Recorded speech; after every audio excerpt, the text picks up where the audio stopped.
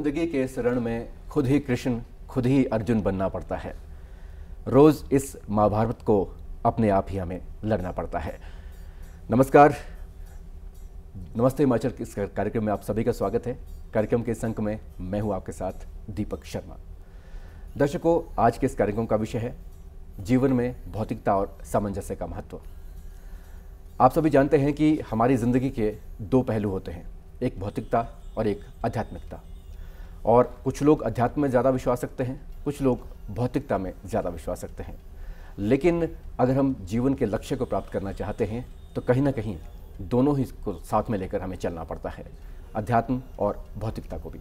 तो इन तमाम बातों को साझा करने के लिए और इस पर विस्तृत बातचीत करने के लिए आज हमारे साथ स्टूडियो में उपस्थित है प्रसिद्ध कथावाचक और समाज सेवक श्री दुर्गादत्त शर्मा जी। दुर्गादत्त जी, बहुत बहुत स्वागत है आपका कार्यक्रम में।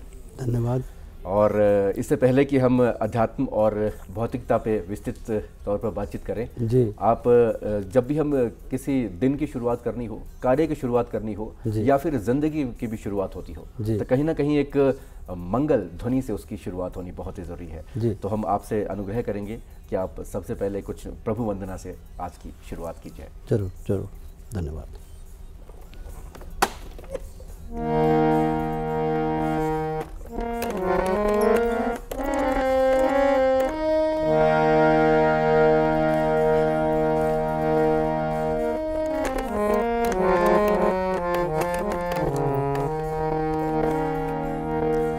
हरि चरणा चितलाना ओ माणुआ, हरि चरणा चितलाना, हरि चरणा चितलाना ओ माणुआ, हरि चरणा चितलाना। गंगा बिन्हाई लणी, जमुना बिन्हाई लणी, गंगा बिन्हाई लणी, जमुना बिन्हाई लणी, साधु संगत चितलाना हो माणुआ, हरि चरणा चितलाना, हरि चरणा चितलाना ओ माणुआ, हरि चरणा चितलाना। नेकी बदी तेरे साथ ज चलनी,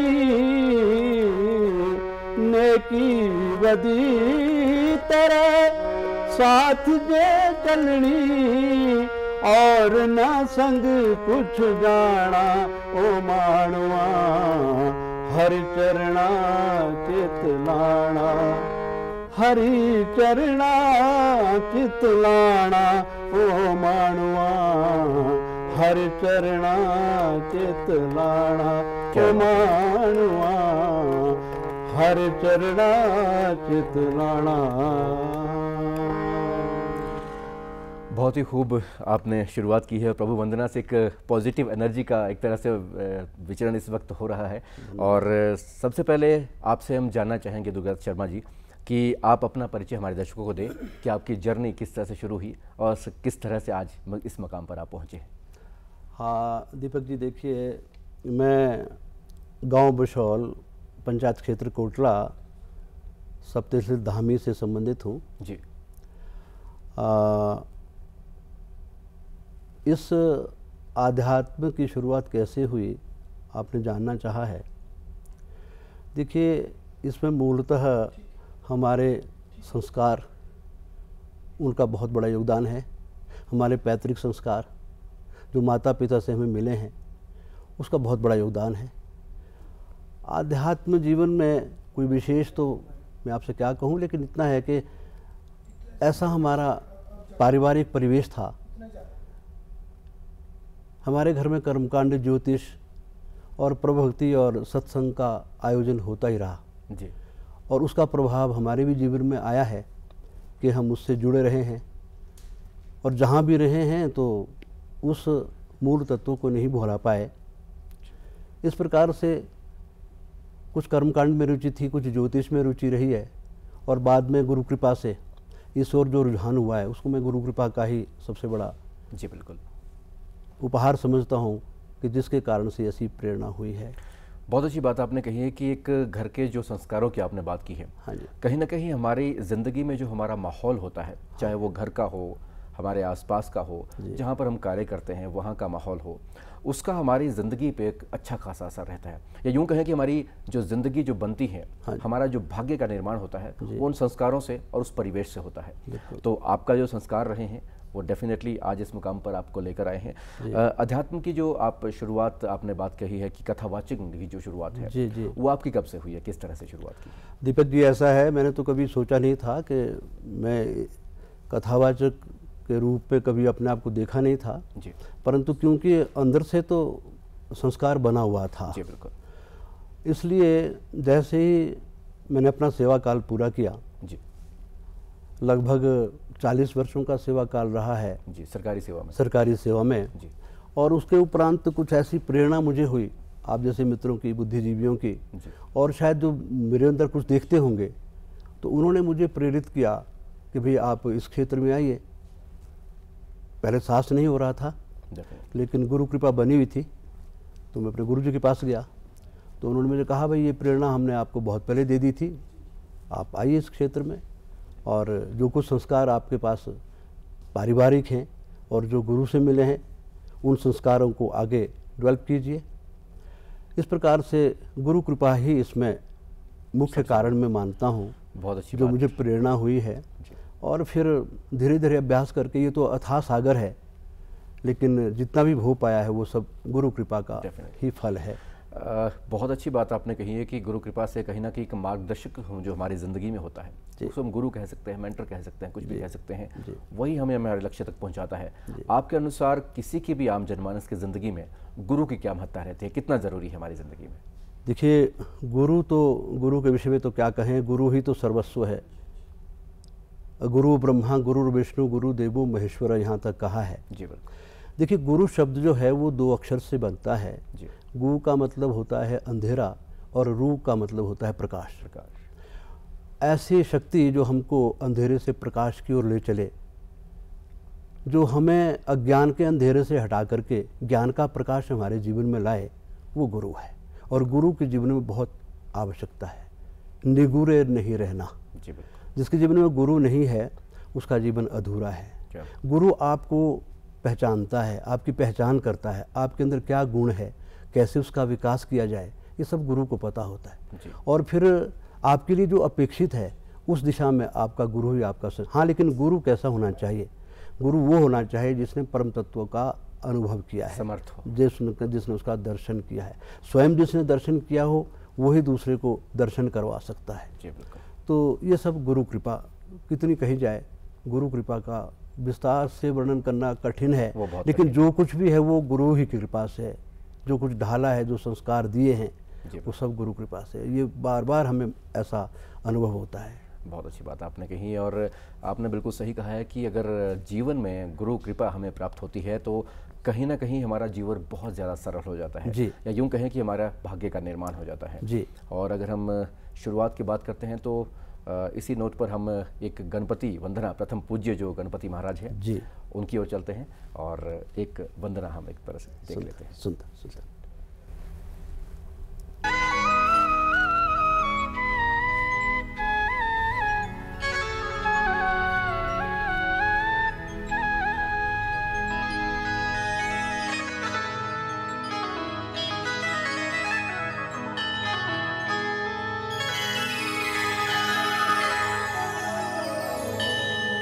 गणपति बप्पा मोरया, गणपति बप्पा मोरया, गणपति बप्पा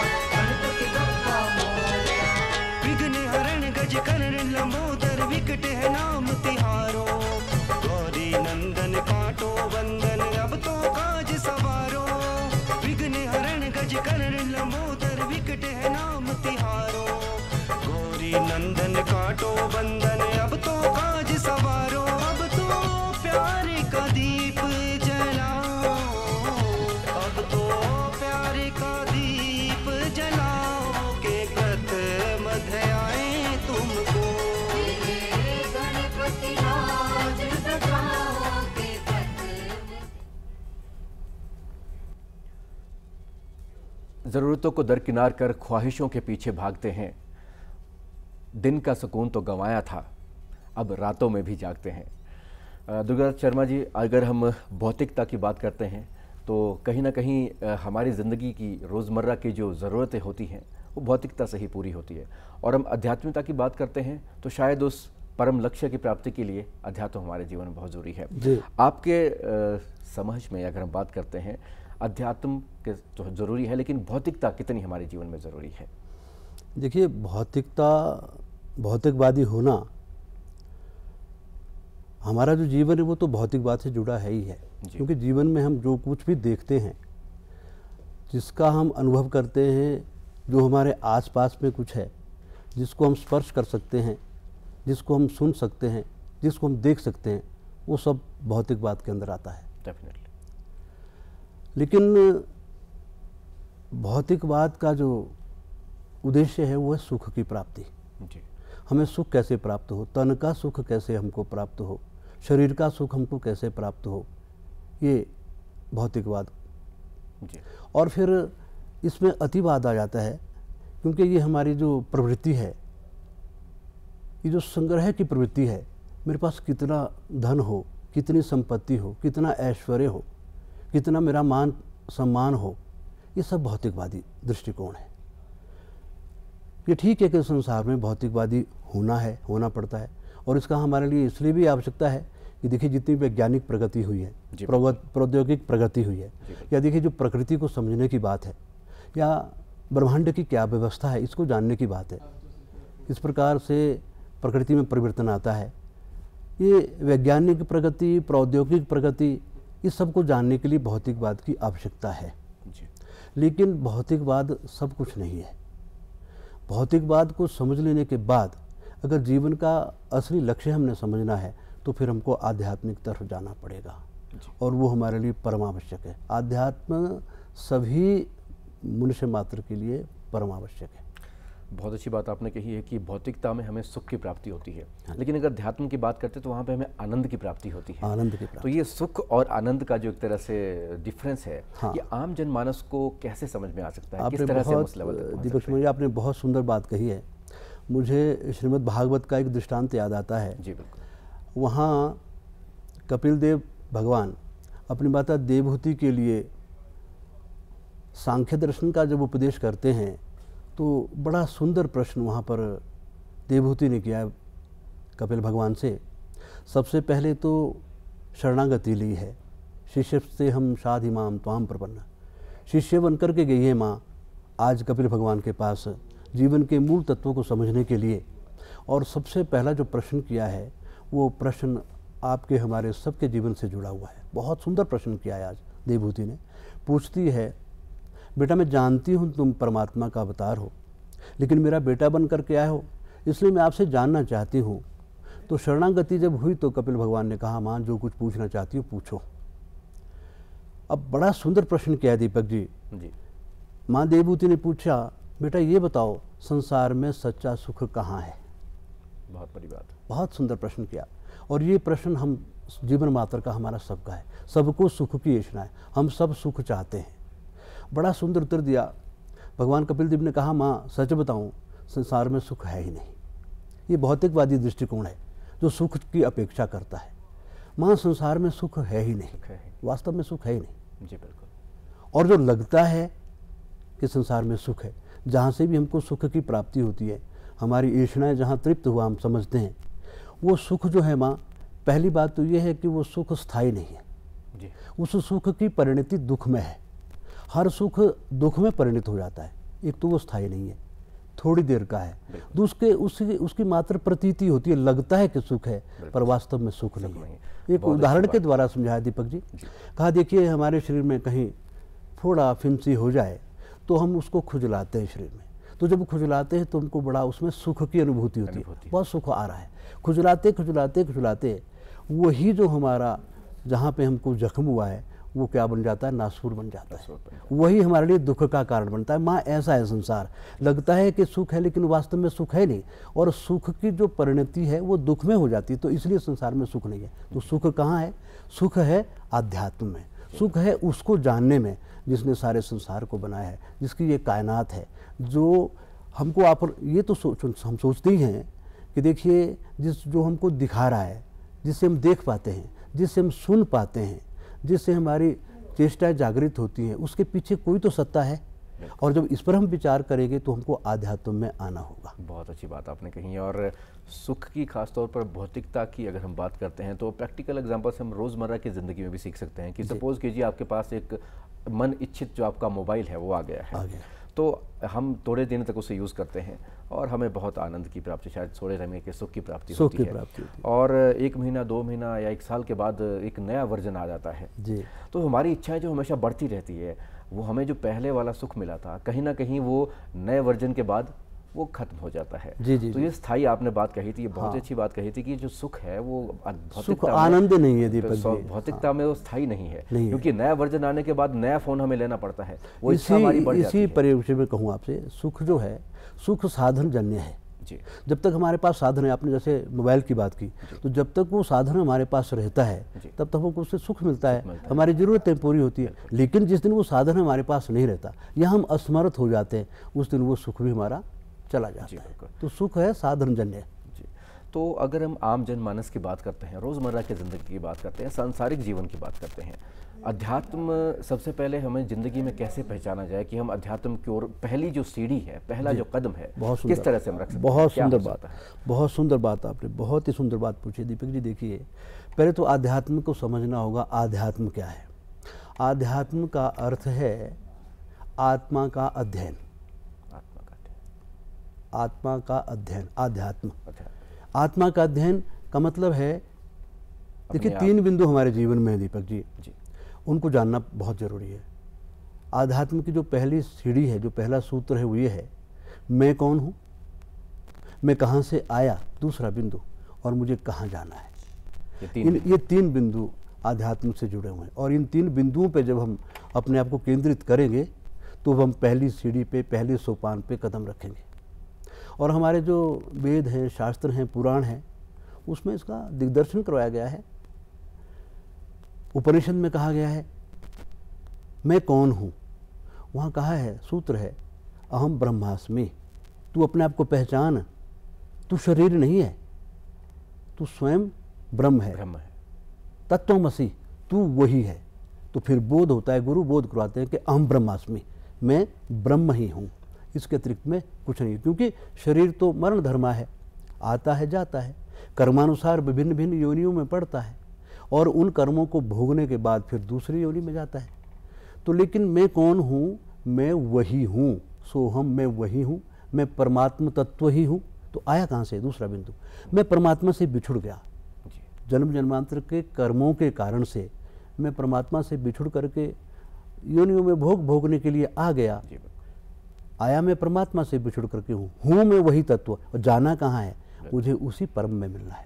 और जब तक मैं उस परम से नहीं मिल जाता तब तक ये यात्रा चली हुई है। एक उदाहरण के द्वारा दीपक जी का जरूर हम इस उदाहरण को जानेंगे, लेकिन उससे पहले हम एक देवी माँ का जो भजन है वो हम सुनना चाहेंगे।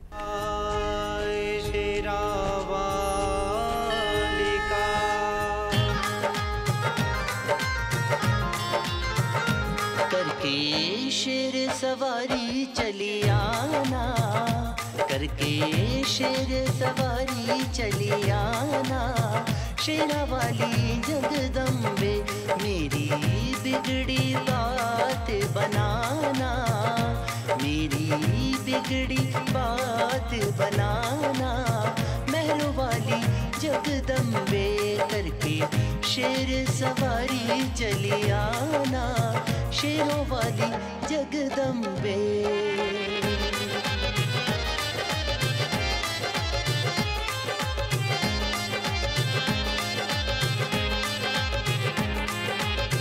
आईने नराते तेरे मेले जो लग दे, आईने नराते तेरे मेले जो लग दे, भगत प्यारे तेरे दरमा नच दे, भगत प्यारे तेरे दरमा नच दे, घर घर कंजका दे डेरे, घर घर कंजका दे डेरे, महरों वाली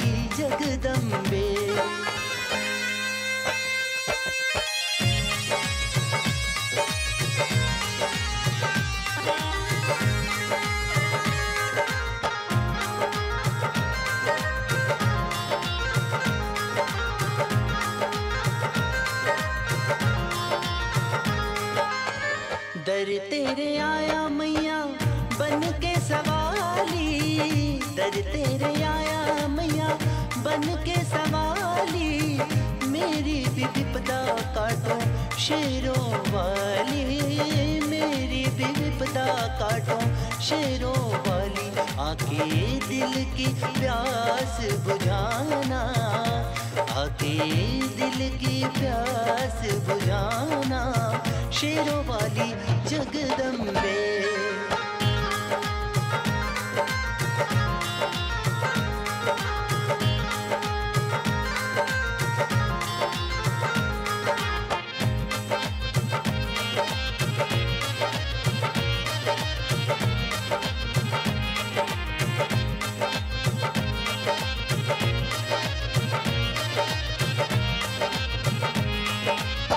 अष्टभुजाधारी मैया शेर सवारी, अष्टभुजाधारी मैया शेर सवारी, चरणी लगती मैया दुनिया सारी, शरणी लगती मैया दुनिया सारी, मैं भी आऊँगा माँ शरण तुम्हारी, मैं भी आऊँगा माँ शरण तुम्हारी, शेरा वाली जगदम्बे करके शेर सवारी चली। जी दुर्गादत्त शर्मा जी, आप बात कर रहे थे उस उदाहरण की। हाँ, उदाहरण के तौर पर दीपक जी देखिए, उसी कड़ी को जारी रखते हुए कि मैं वही परम तत्व हूँ, मैं ईश्वर से बिछड़ गया हूँ, मैं शरीर नहीं हूँ और मुझे उस परम तत्व को ही प्राप्त करना है। ये यात्रा है बूंद की सागर से मिलने वाली। एक बूंद आसमान से गिरती है, जलकण गिरता है दीपक जी, वो आकर के एक पर्वत शिखर पर आ जाता है और वहाँ वो हिम के रूप में परिवर्तित हो जाता है, बर्फ बन जाती है वो बूंद, और धीरे धीरे पिघलती हुई वो बूंद अनेक स्रोतों के द्वारा छोटी छोटी नदियों में, और नदियों से जाकर के बड़ी नदी में, और अंत में जाकर के महासागर में विलीन हो जाती है। बिल्कुल। जैसे ये बूंद आसमान से बरस करके हिमालय के से उतर करके महासागर में विलीन होती है, ऐसे ही ये परम तत्वों से बिछड़ा हुआ जो जीव है, जब तक कि ईश्वर को प्राप्त नहीं कर लेगा तब तक कि संसार के आवागमन के चक्र में सुख और दुख के हिंडोलों में भटक रहा है। आध्यात्म सिखाता है कैसे उस परम तत्व को प्राप्त करना है, गुरु तत्व बताता है कैसे उस परम तत्व को प्राप्त करना है। गुरु बताता है मैं क्या हूँ और मुझे क्या करना है, मुझे कहाँ जाना है, इसका बोध आध्यात्म में ही हमको प्राप्त होता है। और देखिए, प्रथम सोपान आपने पूछा तो यहाँ पर पुरुषार्थ चतुष्टय के बारे में बताया गया। 4 पुरुषार्थ हैं हमारे जीवन में, धर्म, अर्थ, काम और मोक्ष।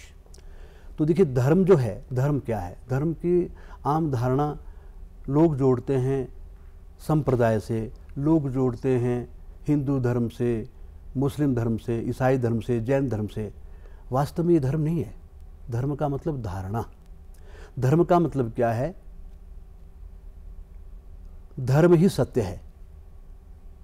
सत्य के समान कोई दूसरा धर्म नहीं है जो शाश्वत है, जो शाश्वत है। जैसे अग्नि का धर्म है कि उसे जलाना है, गर्मी देना है। गोस्वामी तुलसीदास जी कहते हैं मानस में, धर्म न दूसर सत्य समाना। बिल्कुल। धर्म क्या है? जो सत्य का दर्शन करवाए, जो सत्य मार्ग पर चलने की प्रेरणा आपको देता है, वो धर्म है।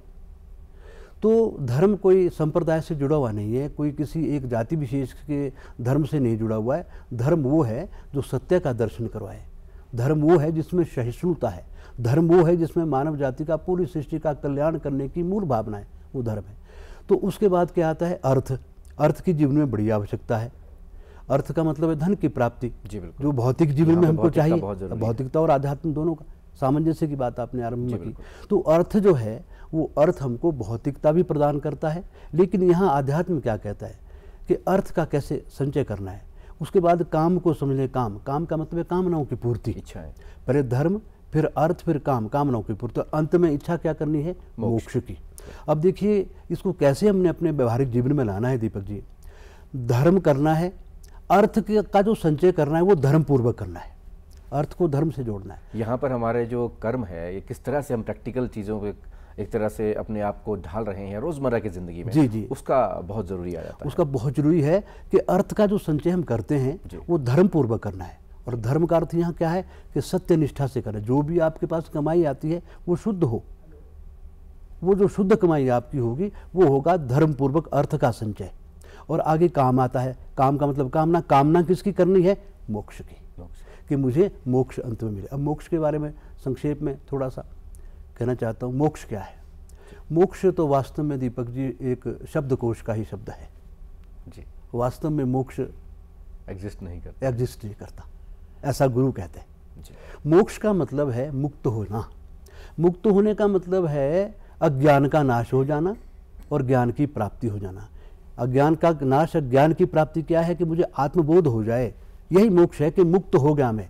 जैसे अर्जुन मुक्त हो गया था, संशय नहीं रहा मुझे कि मैं शरीर नहीं हूं, इस बात को मैं जान गया। आज तक मुझे मालूम नहीं था, मैं समझ रहा था मेरा ये जो नाम है दीपक शर्मा, दुर्गा दत्त शर्मा, ये जो नाम हम अपने ले रखे हैं, इसको मैं अपना एग्जिस्टेंस समझता हूँ, लेकिन वास्तव में ये नहीं है, क्योंकि शरीर तो म्रियमाण है, भस्मांतम शरीरम, शरीर को तो अंत में जाकर के राख बनना है। तो फिर मैं कौन था? बोलने वाला कौन था?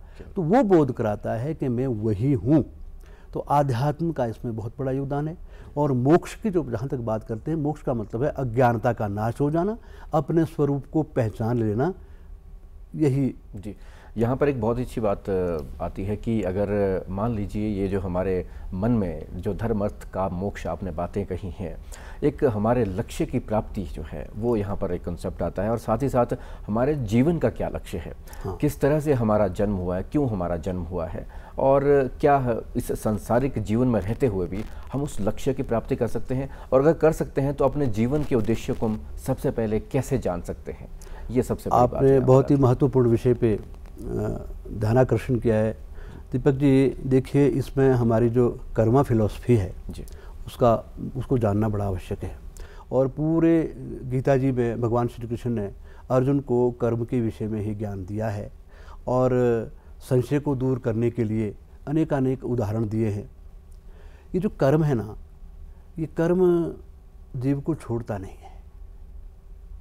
भगवान ने इस जीव की रचना की, बड़ा सुंदर शरीर मानव का हमको प्रदान किया, और साथ में क्या किया? देखने के लिए आंखें दे दी, सुनने के लिए कान दे दिए, बोलने के लिए जुबान दे दी, और पूरी बड़ी सुंदर संरचना की। लेकिन अंत में क्या किया है कि विवेक दे दिया, बुद्धि दे दिया हमको। तो भगवान वहाँ कहते हैं भाई देखो भाई, मैंने तुमको बना तो दिया, लेकिन अब कर्म करने के लिए तुम स्वतंत्र हो, मैं तुम्हारे कर्म से कुछ लेता देता नहीं।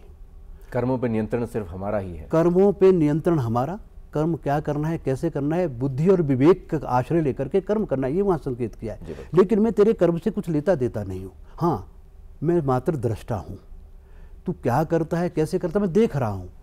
न मैं तुझे उसका फल देता, न मैं तेरे उस कर्म में लिप्त होता। हाँ, इतनी बात जरूर है कि जैसा तू कर्म करेगा प्राणी वैसा ही फल पाएगा। अवश्यमेव भोक्तव्यम कृतम कर्म शुभाशुभम, अवश्यमेव एव लगाया कि भोगना ही पड़ेगा। ये ज्ञान हमको दिया वहाँ पर। अब कर्म का भोगने की जहाँ तक बात है, आध्यात्म ने यहाँ पे बहुत बड़ी एक मदद की है इंसान के लिए। वहाँ डरने की जरूरत नहीं है। क्या कहते हैं, ये ठीक है कि कर्म जीव को छोड़ता नहीं है और जन्म जन्मांतर तक उसके साथ रहता है, लेकिन उस कर्म से कैसे हम मुक्त हो सकते हैं, इसका भी रास्ता बताया। डरने की बात, चिंता नहीं अर्जुन। भगवान ने वहाँ पे एक उदाहरण दिया है। मान लीजिए, देखिए, हम कोर्ट में जाते हैं और कोई मामला हमारे अगेंस्ट चल रहा है, और उस कोर्ट की में जाकर के हम वकील के द्वारा उसकी पैरवी करवाते हैं, लेकिन हम कोर्ट में केस हार जाते हैं। तो उसके बाद हम फिर हाई कोर्ट का दरवाज़ा खटखटाते हैं, हाई कोर्ट में जाकर के हम अपील करते हैं, और दुर्भाग्य से समझ लीजिए हाई कोर्ट में भी हम हार जाते हैं। तो उसके बाद अगला दरवाज़ा सुप्रीम कोर्ट का है। सुप्रीम कोर्ट में जब हमारा केस जाता है दीपक जी, तो वहाँ पे जो जजेस उस पर विचार करते हैं, तो उन्होंने क्या किया, वो निर्णय हमारे अगेंस्ट चला गया, और हमें क्या सज़ा मिल गई? सजाए मौत। अब सजाए मौत है, अब तो ये तो भोगना पड़ेगा। अब कर्म इसमें जुड़ा हुआ है हमारा। लेकिन हमारे यहाँ एक व्यवस्था और है, हमारे संविधान में एक व्यवस्था है, भारतीय संविधान में व्यवस्था है। अगर सुप्रीम कोर्ट में भी तू हार चुका है, तुझे मृत्यु दंड वहाँ पे मिल चुका है, तो एक आखिरी दरवाज़ा तेरे पास है, और वो है राष्ट्रपति। राष्ट्रपति के पास जाकर के वो अपील करता है। अब राष्ट्रपति पे निर्भर करता है, राष्ट्रपति उसको क्षमा कर दे, उसके दंड को अपराध कर दे, दंड को कुछ कम कर दे। दीपक जी, आध्यात्म सिखाता है कि अगर आप उस कर्म से भी निकलना चाहते हो बाहर, तो वहाँ भी दरवाज़ा है परमात्मा का, उसके शरण में अगर जाओगे, उसको अगर याद करोगे, उसके चरण शरण सर्वतो भावे जाओगे, तो उसके पास वो शक्ति है कि तुझे उस कर्म से भी वो मुक्त कर देगा, क्योंकि कांटे से ही कांटा निकलता है। बहुत ही खूबसूरत विवेचना आपने कर्म की है और किस तरह से कर्म फल हम भोग सकते हैं। इस बीच हम चाहेंगे, क्योंकि ये एक तरह से गीता ज्ञान है, और इस बीच हम आपसे ज़रूर चाहेंगे कि आप श्री कृष्ण से संबंधित कोई भी गीत गुनगुनाएं। हाँ, मैं एक नाम की महिमा के ऊपर जी आपको कुछ अपने दर्शकों को सुनाऊंगा।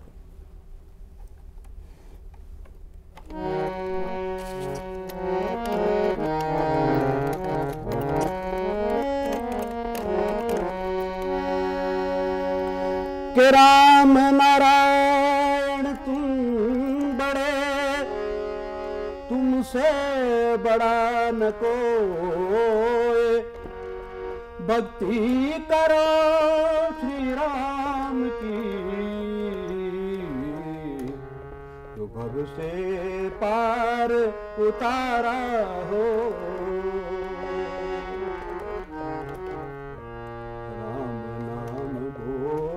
मना राम नाम बोल, राम नाम बोल मना राम नाम बोल, जिंदड़ी अनमोल मना राम नाम बोल, जिंदड़ी अनमोल मना राम नाम बोल, राम नाम बोल मना राम नाम बोल, राम नाम बोल मना कृष्ण नाम बोल। क्या कुछ लई के आया मन मेरे, मन मेरे, मन मेरे, मन मेरे, क्या कुछ लई के आया मन मेरे, क्या कुछ लई के जाना, राम नाम बोल मना राम नाम बोल, राम नाम बोल मना राम नाम बोल। तू अकेला ही आया है, दीपक जी अकेला ही जाएगा, इसलिए कहा है अम्मा बापू कोई बिना तेरे, संसार के सारे रिश्ते संबंध अधूरे हैं। अम्मा बापू कोई बिना तेरे, कोई न संग तेरे जाना,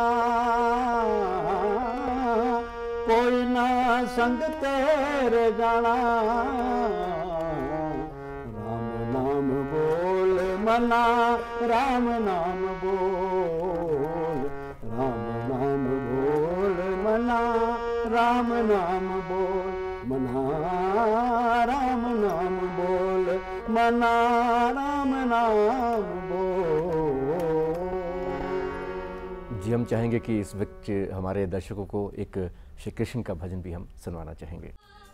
सावरिया आजा सावरिया, सावरिया आजा सावरिया, सावरिया आजा सावरिया, सावरिया।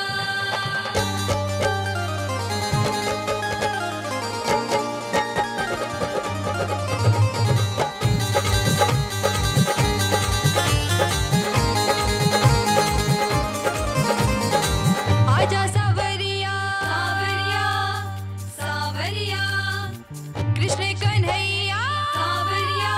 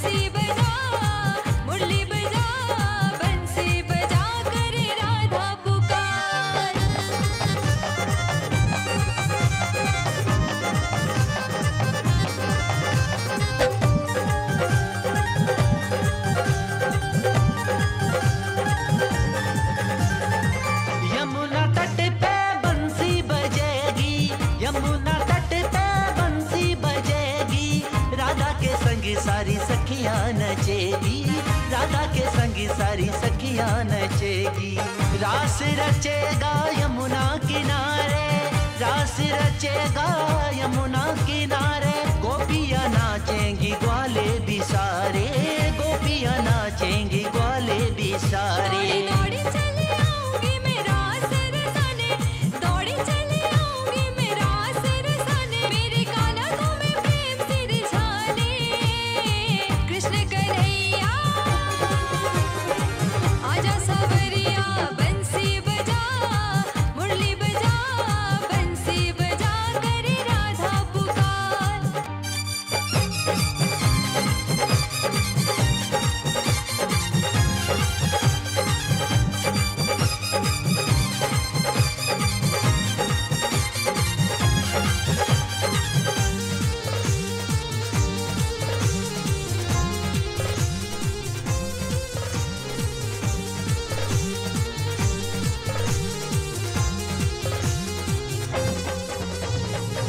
उलझन देखो कैसी है भारी, उलझन देखो कैसी है भारी, राधा काहे हो गई प्यारी, राधा काहे हो गई प्यारी। तन में तुम हो मन में भी तुम हो, तन में तुम हो मन में भी तुम हो, प्रेम हमारा कभी भी ना कम हो, प्रेम हमारा कभी भी ना कम काला हो। सूरत ये तेरी लगे मोहे प्यारी प्यारी, सूरत ये तेरी लगे मोहे प्यारी प्यारी, बलिहारी जाऊं मैं लखवारी, आजा सावरिया। जी तो दर्शकों, अगर हम धर्म और अध्यात्म की बात करें तो ये एक बिल्कुल अलग चीज़ें हैं और कई बार हमारे मन में इसमें एक संशय रहता है कि दुर्गा जी जैसा आपने बताया कि धर्म अलग चीज़ है और अध्यात्म अलग चीज़ है, लेकिन हम सांसारिक जीवन की अगर हम बात करते हैं तो किस तरह से हम अपने सांसारिक जीवन में एक उच्चतम स्तर को प्राप्त कर सकते हैं, इसके बारे में हमारे दर्शकों को ज़रूर बताएं। देखिए, हमारा जो जीवन है ये निरुद्देश्य नहीं होना चाहिए। भौतिक बात तो कहता है eat drink and B Mary, वो तो जीवन नहीं है, इसलिए तो ये जीवन नहीं मिला है। और रही बात आत्मज्ञान की दीपक जी, आत्मज्ञान कैसे प्राप्त होता है? हमारे उपनिषद कहते हैं नायम आत्मा प्रवचने न मन्ये, ये प्रवचन सुनने से आत्म विषय ज्ञान प्राप्त नहीं होता। और बहुना श्रुतेन, अगर ये कोई समझे कि मैंने इतना सुन लिया, मैं बहुत बड़ा श्रोता हूँ, उससे भी आत्म विषय ज्ञान की प्राप्ति नहीं होती। उपनिषद कहते हैं हमारे, आत्मज्ञान अध्यात्म ज्ञान कौन प्राप्त कर सकता है? जिस पर प्रभु कृपा हो, जिसको प्रभु चाहते हैं कि वो जाने मेरे बारे में, वही इसको जान सकता है। मानस में बहुत सुंदर चौपाई कही है गोस्वामी तुलसीदास जी ने, सो जानत मोहि जे ही, मुझे वही जान सकता है जे ही जनाई, जिसको मैं चाहता हूँ कि वो मुझे जाने। और जो मुझे जान लेता है, जानहु, जो मुझे जान लेता है, फिर उसको वो मेरा ही हो जाता है। बहुत बढ़िया। जानो मोहि सो मम हो जाए, जो मुझे जान लेता है फिर वो मेरा ही हो जाता है।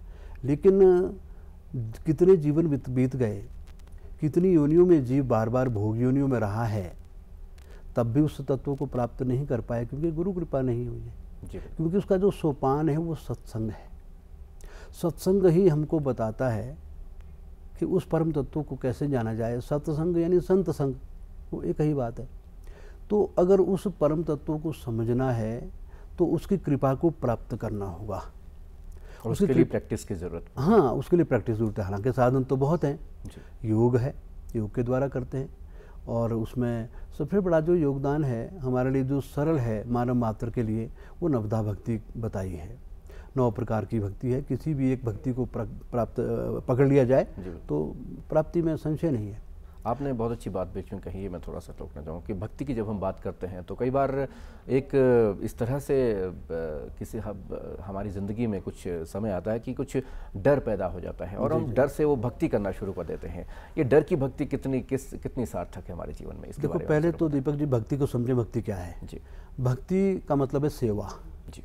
भक्ति वो नहीं है कि कर में तो माला फिरे जीव फिरे मुख माही और मनवा तो चहूँ दिसी फिरे, ये तो सुमरे नहीं। बड़ी सुंदर बात कबीरदास जी कहते हैं। भक्ति का मतलब है सेवा, और ये सेवा से किया गया कोई भी कार्य भक्ति बन जाता है। बिल्कुल। और हम रोजमर्रा की जिंदगी में भी उसे कर सकते हैं। आप दिनचर्या किसी भी परिवेश में, आप अपना ऑफिस जाते हैं, जी। आप किसान खेत में जाता है, माताएं गौशाला में जाती हैं, गाय दूध नहीं भी देती तो कोई बात नहीं, चारा उसको आपने डालना ही डालना है, गोबर आपने उठाना ही उठाना है, वो जब करना ही है, ऑफिस जब जाना ही है, तो जो भी कार्य हम करते हैं अगर उसमें भाव भक्ति का आ जाए तो सेवा बन जाती है। सेवा बन जाती है। इसलिए सेवा ही भक्ति है। तो भक्ति दीपक जी दो प्रकार की बताई है, एक तो डर की भक्ति है और एक है श्रद्धा की भक्ति। अब ये डर वाली भक्ति क्या होती है? देखिए, डर कब होता है जीव को? जब वो कोई गलत काम करता है तो उसको डर लगता है, जो नहीं करना चाहिए वो कर लेता है, उसको डर लगता है। लेकिन ये जो डर की भक्ति है ये ऐसे होती है जैसे किसी ने, ज्योतिषी ने कह दिया जी आपकी कुंडली में देखो शनि आपके ऊपर प्रभावी हो रहा है भाई, आपको शनि की बृहत कल्याणी चल रही है, आपको शनि की महादशा चल रही है, इसलिए क्या किया जाए? महाराज ऐसा करो, शनि देव की जो मूर्ति है उसके ऊपर तेल डालो। और वो तेल डालता है उसके ऊपर, क्यों डालता है? मेरी गाड़ी ठीक रहे, मेरा एक्सीडेंट ना हो जाए, मेरी प्रमोशन हो जाए, लड़ाई झगड़े में मैं किसी मुकदमा चल रहा है उसमें विजयी हो जाऊं, डर से कर रहा है भक्ति, मांग कर रहा है भगवान से। तो लेकिन वो भक्ति नहीं है। और वो भक्ति का अगर व्यवहारिक रूप हम समझना चाहते हैं तो भैया जो तेल तुम उस लोहे की मूर्ति पर डाल रहे हो ना, उस तेल को किसी जरूरतमंद गरीब को दे दोगे तो उसका अपना जीवन सुधर जाएगा, आपकी सबसे बड़ी भक्ति कल्याण हो जाएगा। बहुत अच्छी बात आपने कही है। एक पहलू हमारी ज़िंदगी में बच्चों का विषय में आता है कि बच्चों के जीवन में आध्यात्मिक उन्नति कैसे आ सकती है, संक्षेप में आपसे जानना चाहिए। हाँ, समय को देखते हुए दीपक जी सबसे ज़रूरी है ऐसे संस्कार देने होंगे माता पिताओं को, आपका जो बच्चा है उस बच्चे को ऐसी कोई वस्तु ना दी जाए जिसको वो अपना समझ ले। जी बिल्कुल। वो ये ना समझ ले कि ये मेरी है। अगर उसको ये पता लग जाएगा संसार में है क्या, बंधन में कौन डालता है, मैं और मेरा, तो उस बच्चे को जो भी कुछ साधन आप देते हो उसमें उसको मैं का और मेरे का भाव ना रहे, ये मेरा नहीं है ऐसा वो समझे। और इसके साथ धार्मिक ग्रंथों का उसको शिक्षा दी जाए और कहानियाँ ना सुनाई जाए, कहानियों का सार सुनाया जाए, वेद का अध्ययन करवाया जाए और जो हमारी बहुमूल्य सांस्कृतिक परंपरा है उसका उसको बोध करवाया जाए। तो उससे क्या होगा, बच्चा सत्य का दर्शन करेगा, असत्य को नहीं अपनाएगा कभी नहीं, उस परंपरा पर चलते उसका जीवन सुधर जाएगा। बहुत अच्छी बात आपने कही है।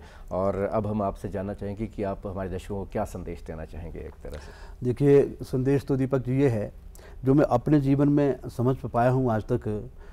आप अगर अध्यात्म में आना चाहते हो, अगर संसार की सारता को आपको बोध हो गया है तो आपके लिए परम आवश्यक है संसार से पार जाने का मार्ग ढूंढना, और नहीं तो जन्म जन्म के चक्कर में फिर पड़ना पड़ेगा। अगर आपको पता चल गया मैं दुखी हूँ, संसार में सुख नहीं है, यहाँ कुछ भी अच्छा नहीं है, तो अगर चिरस्थायी शांति प्राप्त करना चाहता है तो एक ही साधन है, कलयुग केवल नाम आधारा, सुमिर सुमिर नर उतर ही पारा। क्या बात है। नाम ही वो साधन है जो संसार सागर से पार जाने के लिए सोपान है। बहुत अच्छी बात है। दुर्गादत्त शर्मा जी, अध्यात्म और भौतिकता एक बहुत ही विस्तृत विषय है और इस विस्तृत विषय को थोड़े से समय में आपने बहुत ही अच्छी तरह से हमारे दर्शकों के सामने रखा है और आने वाले समय में भी हम इसके ऊपर ज़रूर चर्चा करेंगे जी। और आज आपका इस स्टूडियो में पधारने के लिए और इस विषय पर गंभीरता से बातचीत करने के लिए बहुत बहुत धन्यवाद। दीपक जी, आपका बहुत बहुत धन्यवाद और सभी दर्शकों का भी बहुत बहुत धन्यवाद। मन को निराश ना कर, तू हमेशा उस परवरदिगार पर विश्वास कर, वो हमेशा तेरे साथ है, इस बात का तू हमेशा ही एहसास कर। दर्शकों, आज के इस कार्यक्रम में फ़िलहाल इतना ही और उम्मीद करते हैं कि आज की इस जानकारी से आप ज़रूर लाभान्वित हुए होंगे। भौतिकता और अध्यात्म के सामंजस्य को किस तरह से अपने जीवन में ढालना है, किस तरह से जीवन में उन्नति करनी है, लक्ष्य की प्राप्ति कैसे करनी है, इन तमाम बातों पर आप ज़रूर विचार करेंगे। आज के इस कार्यक्रम में फ़िलहाल इतना ही और दीजिए इजाज़त। अगले कार्यक्रम में एक नए विषय के साथ और नए विशेषज्ञ के साथ फिर से हाजिर होंगे। तब तक के लिए नमस्कार।